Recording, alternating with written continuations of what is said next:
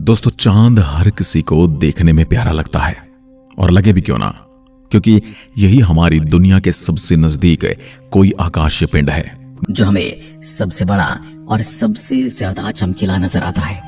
यही वो आकाशीय पिंड है जिसे मनुष्य ने जब से इस पृथ्वी पर जन्म लिया है उसे लगातार देखा है, उस पर जाने के सपने बुने हैं, उसे जीतने के ख्वाब देखे हैं। मनुष्य ने जब धरती से बाहर कहीं जाने की सोची तो उसे सबसे पहले चांद का ही ख्याल आया, क्योंकि यही सबसे नजदीकी ग्रह था और यही सबसे नजदीकी आकाशीय पिंड था जिस पर जाने के बारे में वह सोच सकता था। लेकिन उस पर जाना हर किसी के बस की बात नहीं, क्योंकि वहां तक आप किसी गुब्बारे से लटक कर नहीं जा सकते और न ही हवाई जहाज से वहां तक पहुंचा जा सकता है। हाँ, ये बात सच है कि मनुष्य ने चांद पर अपने कदम रखे हैं, लेकिन वहां जाना उसके लिए मौत के मुंह में जाने से कम नहीं था। हाँ, आज मनुष्य के पद चिन्ह चांद पर हैं और वह आने वाले कई लाखों सालों तक वहां पर ऐसे ही रहने वाले हैं। लेकिन सवाल ये उठता है कि आखिर वैज्ञानिक चांद पर जाने का रिस्क लेने को तैयार क्यों थे? क्योंकि तब चांद से उन्हें कोई लेना देना नहीं था, बस उन्हें तो इस दौड़ में पहले नंबर पर आना था। उन्हें चाहिए था कि उनका देश या उनकी एजेंसी चांद पर सबसे पहले पहुंचे, और बस यही एक जिद थी कि मनुष्य ने लगातार मेहनत कर कर चांद पर कदम रखे और ये पहले नंबर की जीत हासिल हुई अमेरिका की एजेंसी नासा को। लेकिन आपको जानकर हैरानी होगी, आज जहां हमारे स्मार्टफोन में कई तरह के फीचर देखने को मिलते हैं, वहीं आज से करीब 50 साल पहले जब तकनीकी रूप से इंसान का ज्ञान बहुत सीमित था, तब 1969 में नासा ने 2 बार इंसानों को चांद पर भेजने का काम किया था। पहले नासा ने जुलाई 1969 में इंसानों को चांद पर भेजा और फिर नवंबर 1969 में दोबारा उसने काम किया था। ऐसा लगता है जैसे पहली बार नासा का कोई सामान चांद पर रह गया था जिसे वो वहां पर छोड़ना नहीं चाहते थे। यूं कहे कि चांद पर उनकी कोई निशानी रह गई थी जिसे वो वापस लाना चाहते थे, और फिर उसने एक बार फिर से चांद पर जाने की सोची और उसे लेने दोबारा 4 महीने बाद नासा को इंसान को चांद पर भेजना पड़ा। आपको ये भी जानकर ताज्जुब होगा कि नासा ने जब पहली बार चांद पर झंडा लगाया था वो वहां पर मौजूद नहीं है।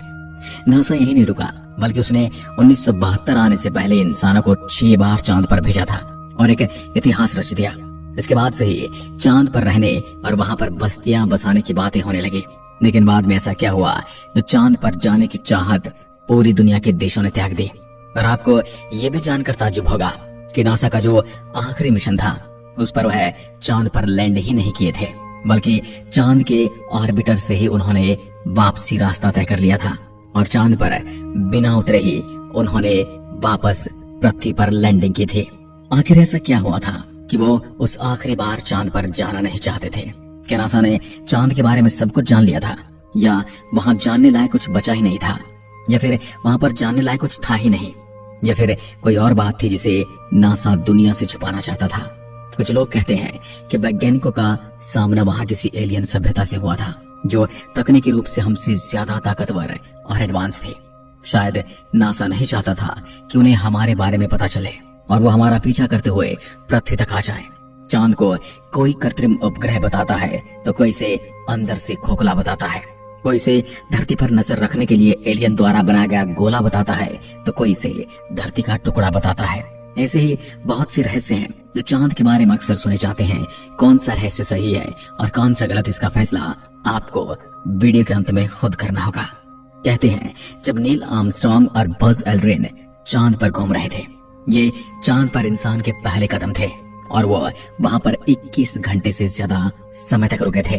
तब उनका प्रसारण कहते हैं कुछ समय के लिए रोक दिया गया था। ऐसा तब जानबूझकर किया गया था क्योंकि वो कुछ कहना चाहते थे, लेकिन उनकी आवाज काट दी गई थी।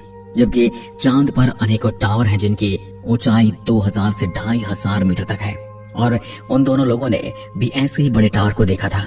लेकिन ये जानकारी आम लोगों तक नहीं पहुंचने दी गई। ये टावर एलियन ने कई हजार साल पहले पृथ्वी पर नजर रखने के लिए बनाए थे। आज टावर वीरान पड़े हैं और इन्हीं टावरों की जानकारी के लिए नासा ने कई बार इंसानों को चांद पर भेजा। लेकिन जब आखिरी बार इंसान चांद पर गया तो वहां पर उन्हें कहते हैं एलियंस मिले। एलियंस ने इंसानों को वहां से जाने की धमकी दी और कभी भी वहां पर न आने के लिए कहा। और ये बात खुद नील आर्मस्ट्रांग ने एक इंटरव्यू में कही थी कि उनके यान का किसी ने एडवांस टेक्नोलॉजी वाले यान से पीछा किया था। इतना ही नहीं, कई यात्रियों ने चांद पर संगीत बजने की आवाजें भी सुनी थी, लेकिन नासा ने कभी इस बात का आधिकारिक बयान जारी नहीं किया।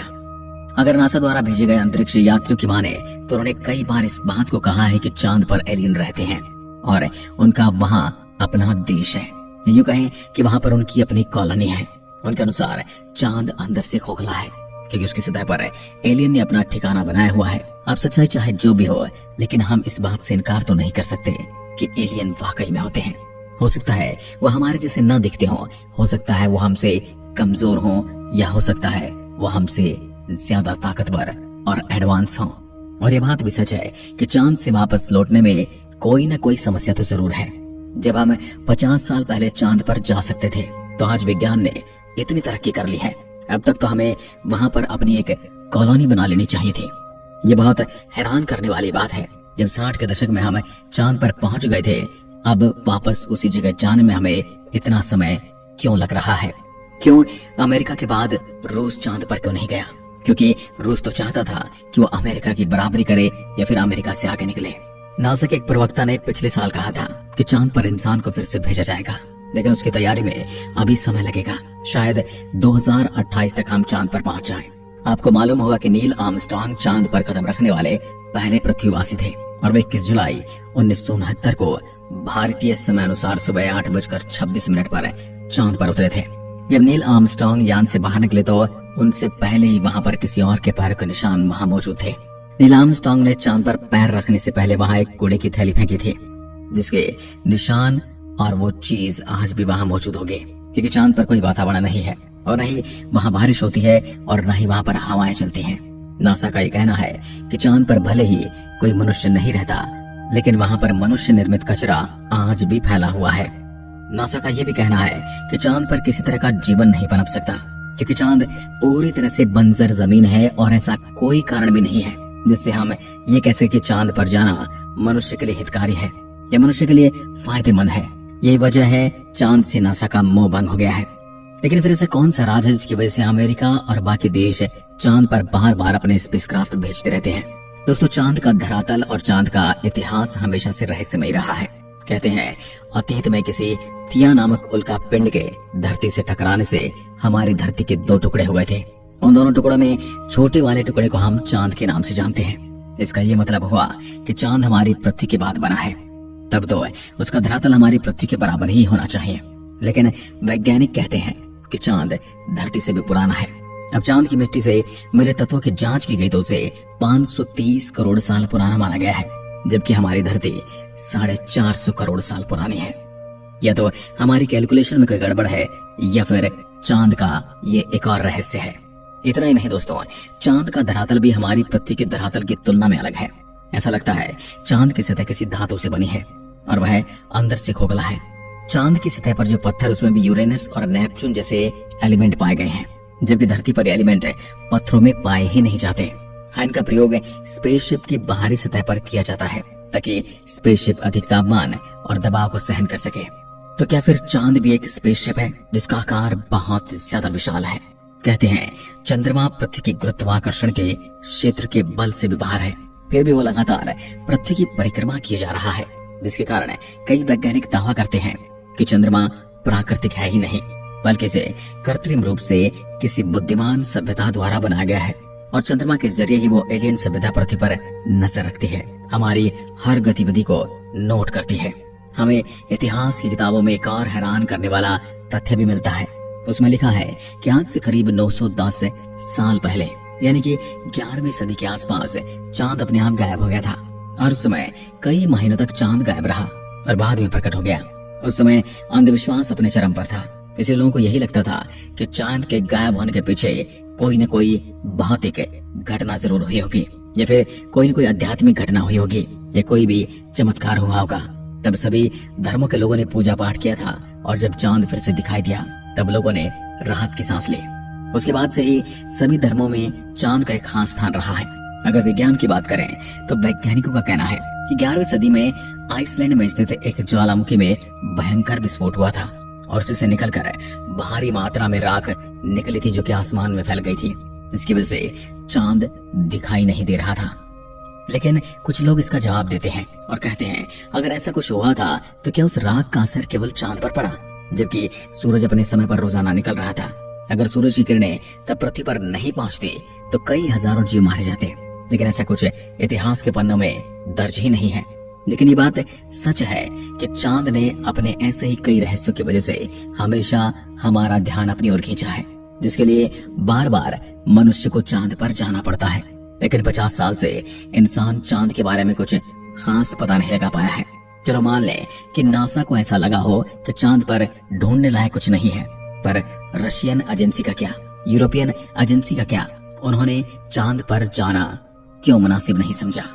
अब भारत का चंद्रयान 3 चांद के उस हिस्से पर पहुंचने वाला है जहां आज तक न तो कोई वैज्ञानिक गया है और न ही कोई अंतरिक्षयान। अब आने वाला वक्त ही बताएगा कि चंद्रयान चांद के रहस्यों से पर्दा उठाएगा, ये कुछ नए रहस्यों को लेकर हमारे सामने रखेगा।